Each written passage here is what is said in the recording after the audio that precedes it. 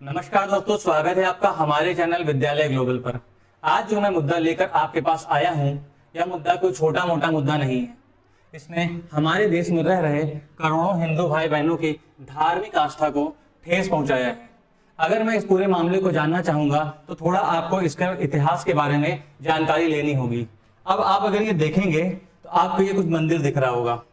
यह मंदिर अपने आप में बहुत ही खूबसूरत मंदिर है और इस मंदिर का नाम है खजुराहो मंदिर, जो कि नागर शैली से बना है और इतना खूबसूरत मंदिर है कि कुछ कहा नहीं जा सकता। आप ये मध्य प्रदेश के अंदर पड़ता है। अगर हम इसके इतिहास के बारे में थोड़ा जानेंगे तो यह सुशोभनीय मंदिर खजुराहो चंदेल शासकों द्वारा 900 ईस्वी से लेकर 1330 ईस्वी के बीच में बनाया गया था।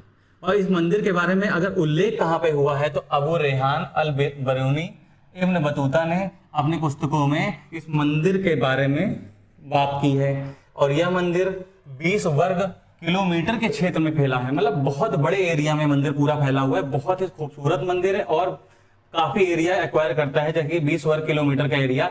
और ये 12वीं शताब्दी में यहाँ लगभग 85 मंदिर थे। 85 मंदिर जहाँ पे थे, अब इन मंदिरों की संख्या घट गई है और केवल 20 ही रह गई है। सोच लीजिए, 85 मंदिर में से केवल 20 मंदिर रहे हैं, 65 मंदिर क्षतिग्रस्त हो चुके हैं। आगे हम अगर देख रहे हैं तो आप ये देख सकते हैं, जो पिक्चर मैंने लगाई है, ये पिक्चर ये दर्शाता है कि ये हमारा जो खजुराहो मंदिर है, इस पर मुगल आक्रांताओं ने एक बार नहीं कई बार हमला किया और इसको क्षतिग्रस्त करने का प्रयास किया है। और प्रयास करते हुए आपने देखा कि 85 से 20 मंदिर जो हो गए हैं, काफी ज्यादा मात्रा में मंदिरों को तोड़ दिया गया था। इसके बारे में आप बात कर रहा हूं जो मैं, ये देखिए भगवान विष्णु की ये प्रतिमा है। लगभग 7 फीट की ऊंचाई है, इसकी 7 फीट की ऊंचाई है। ये वही खजुराहो में मंदिर बना हुआ है, जिसका यह सिर है, इसे क्षतिग्रस्त कर दिया था आक्रांताओं ने और ये टूट गया है। टूटने के दौरान इसका मामला हम गृह मंत्री जी के पास लेकर गए कि कृपया इसको बनवा दीजिए ताकि लोग वहां पे पूजा कर सकें और ये मंदिर को वापस से जीर्णोद्धार किया जा सके। लेकिन सरकार ने एक भी नहीं सुनी। जब सरकार ने नहीं सुनी तो हमारे पास एक आखिरी रास्ता, सुप्रीम कोर्ट।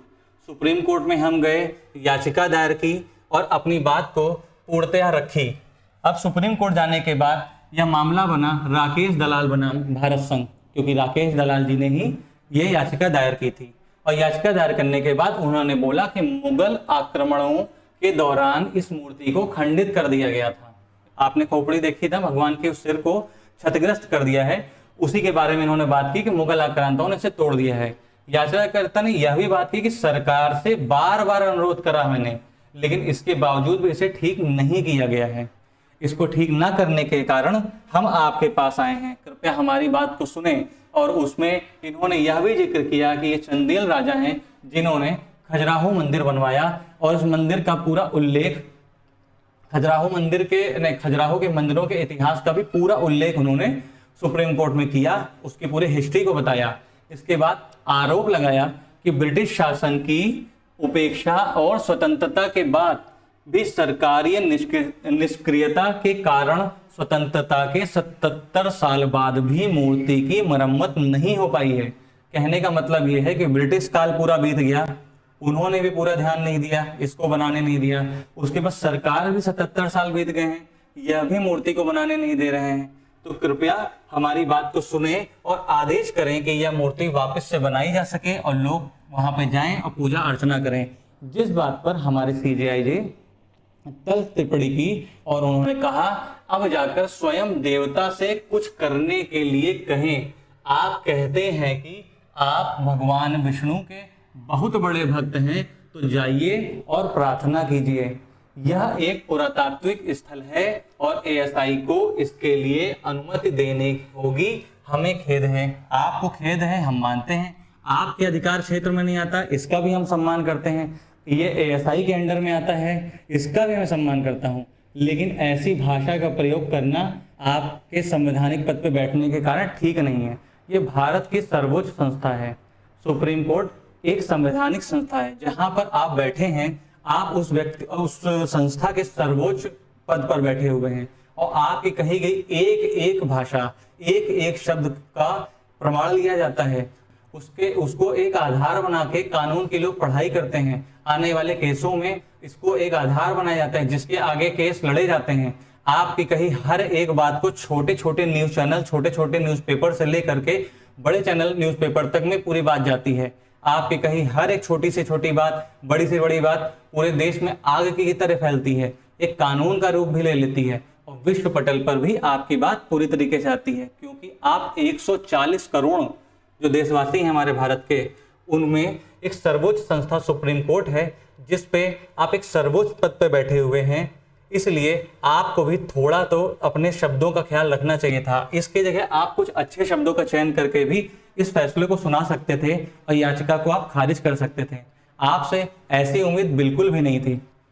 अगर हम आगे देखें तो ये जो सुप्रीम कोर्ट ने बात किया कि यूनेस्को की विश्व धरोहर है, ये 1986 में इसको विश्व धरोहर बना दिया गया था। एएसआई खजुराहो की पूरी देखरेख करता है।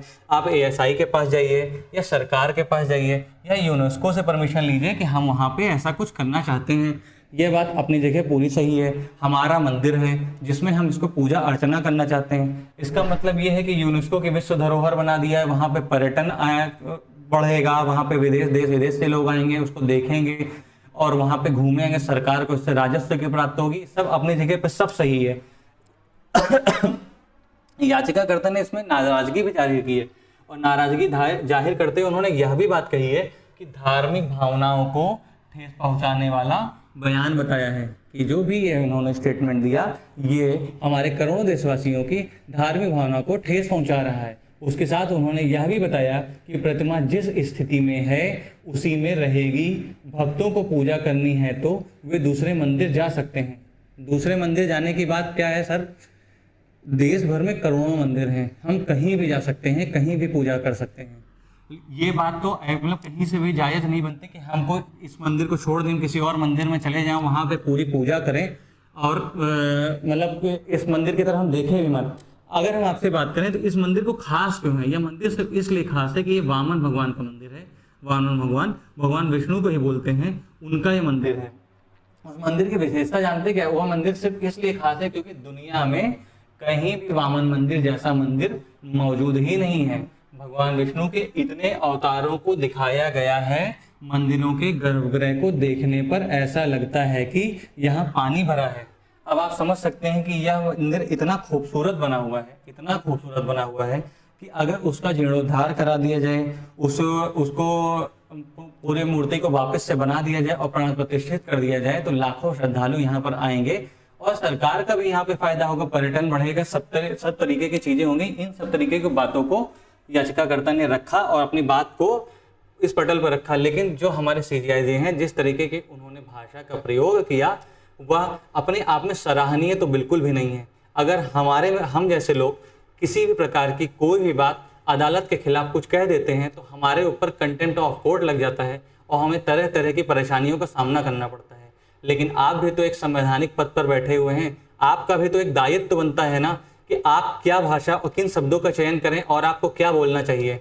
आपसे हम अनुरोध करते हैं कि ऐसे शब्दों का कृपया आप प्रयोग ना करें।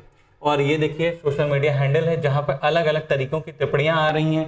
कहीं लोग कुछ कह रहे हैं, कहीं पे इन्होंने एक सोशल मीडिया हैंडल में इन्होंने बोला है कि भारत के संविधान के अनुच्छेद 25 में बोला गया है कि प्रत्येक व्यक्ति को अंतःकरण की स्वतंत्रता, धर्म को स्वतंत्र रूप से मानने और उस पर आचरण करने और उसका प्रचार करने का अधिकार है।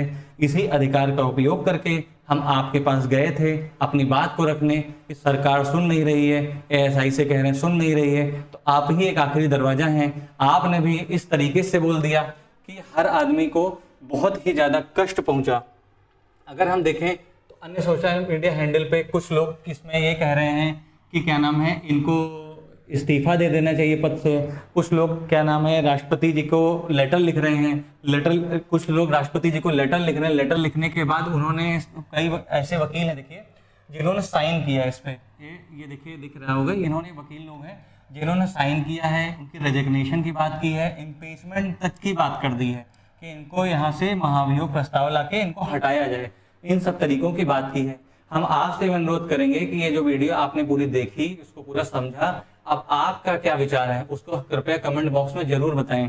कमेंट बॉक्स में बताने के साथ साथ हमारा ये चैनल विद्यालय ग्लोबल है, इसको आप सब्सक्राइब कर लें। आपके सब्सक्रिप्शन से हमारा मनोबल बढ़ता है और इस प्रकार के मुद्दों को उठाकर आप तक बहुत आसानी से पहुंचाने में हमें भी खुशी मिलती है। नमस्कारम।